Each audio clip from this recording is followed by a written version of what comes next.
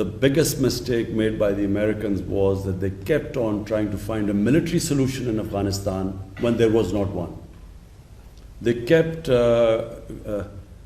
doing the same thing over and over and over again and thought they would get a different result.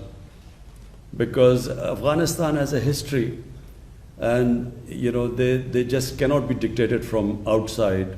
They do not accept outside power intervention. They do not like to be controlled from powers from outside. That's the history. And so even when countries have conquered Afghanistan, like the British did in the 19th century, and then the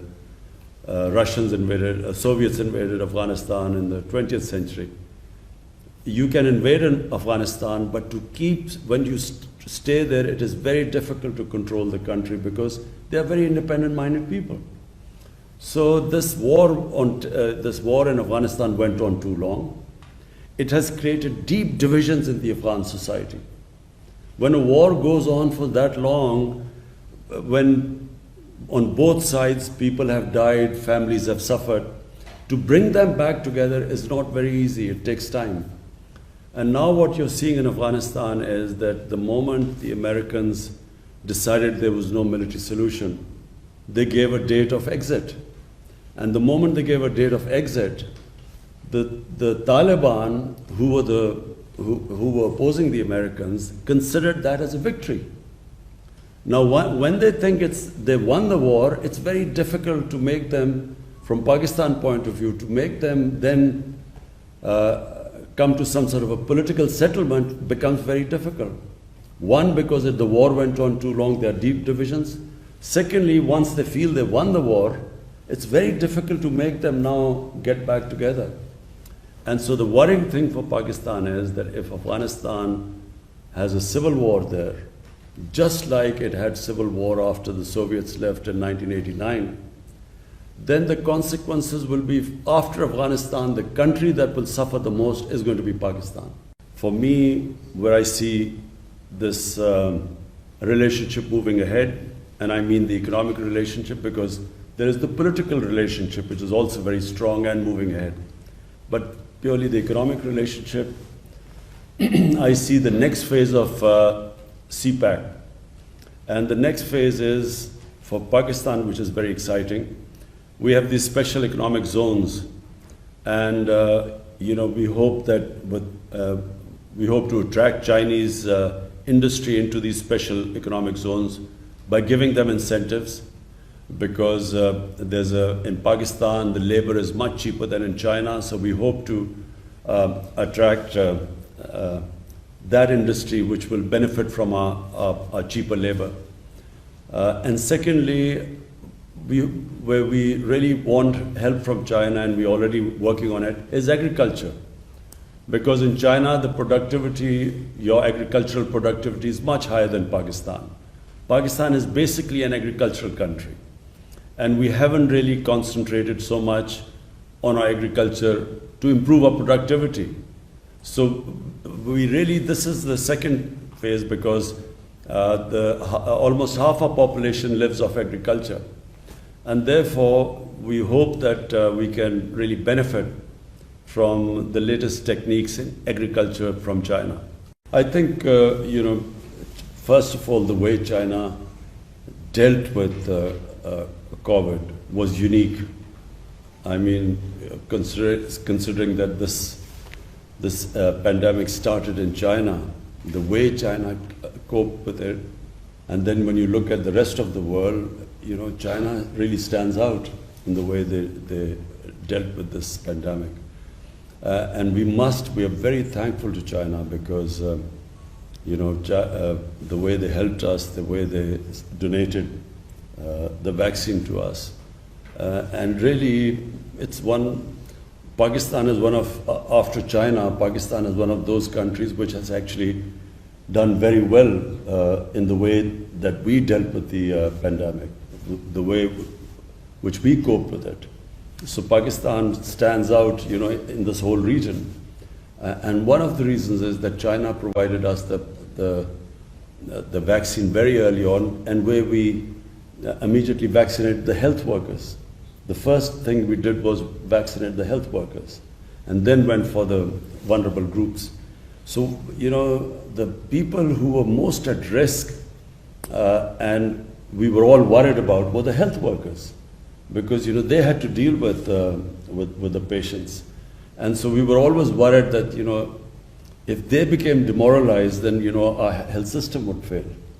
So when we were able to, thanks to China, we were able to vaccinate them, that gave us a lot of confidence.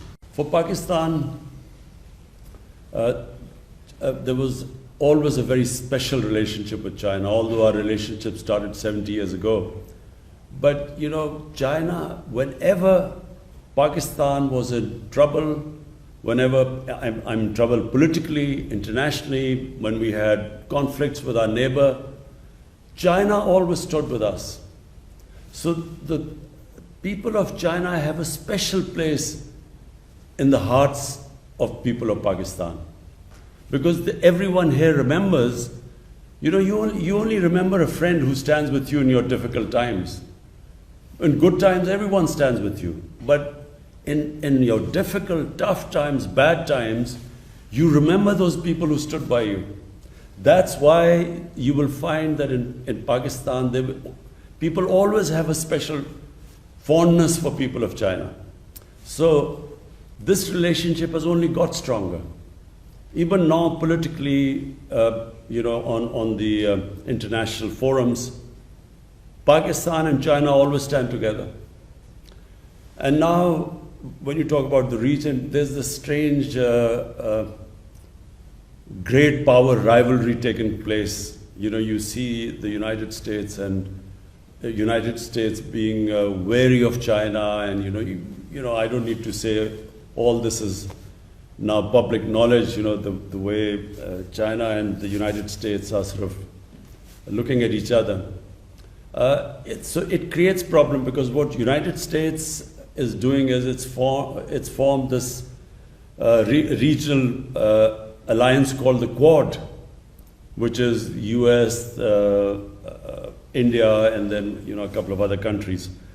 So from that point of view, Pakistan thinks that it is very unfair for the US or other powers, Western powers, for countries like us to take sides. Why do we have to take sides? We should have good relationship with everyone. Well, I watched on television, of course, the Olympics in China.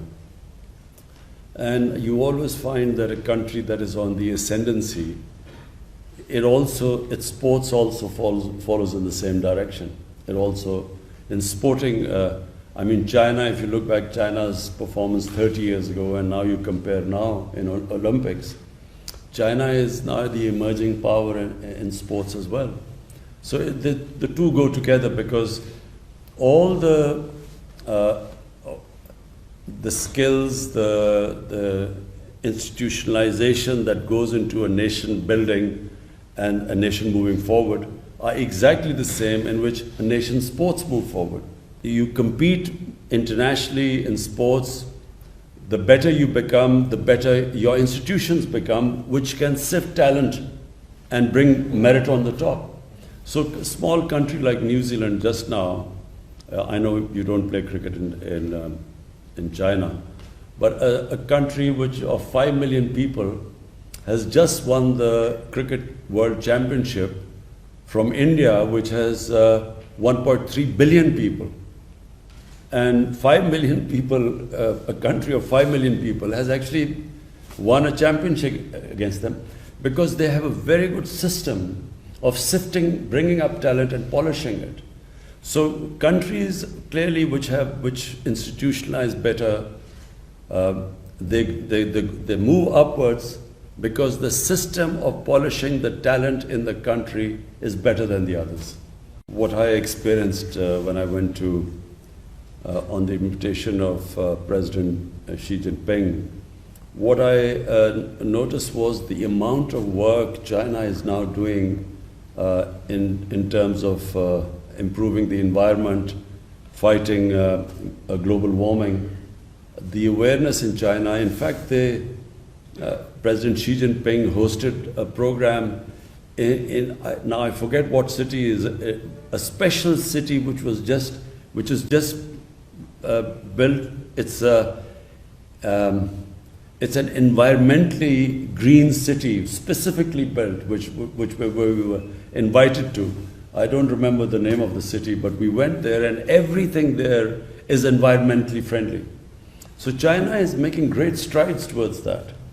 And I think the future of mankind, the biggest threat mankind faces is through this climate change, global warming.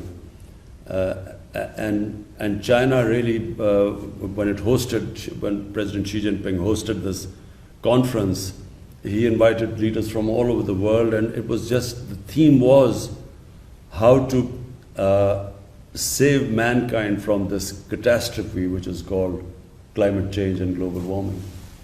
You see, President Xi Jinping, when I spoke to him, and Premier Li, what struck me was that the process which they have come through to become the Prime Minister and the President. They started work 30 years ago, and they started working right from the canton, the real village level. And from there, they worked all the way up. They went through all the processes. So really, it's that long struggle which is what makes a leader. And that sort of process is not prevalent in most of the countries that claim to have electoral democracy. You do not have that sort of process. So you look at the American president, he does not go through that sort of rigorous training for leadership like President Xi Jinping and Premier Li. And the way they work themselves up and the experience they got all the way from village and then to the province and higher levels.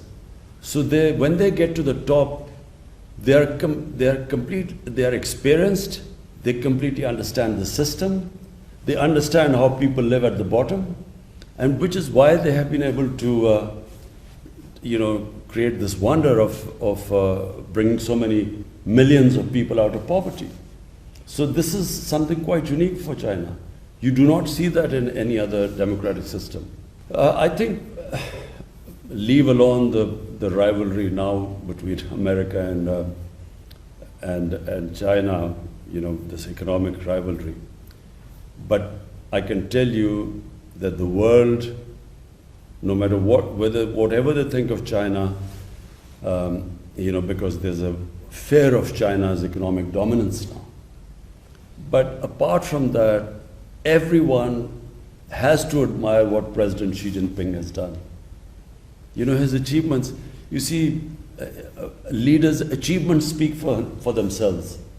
And that's what President Xi Jinping has proved to the world.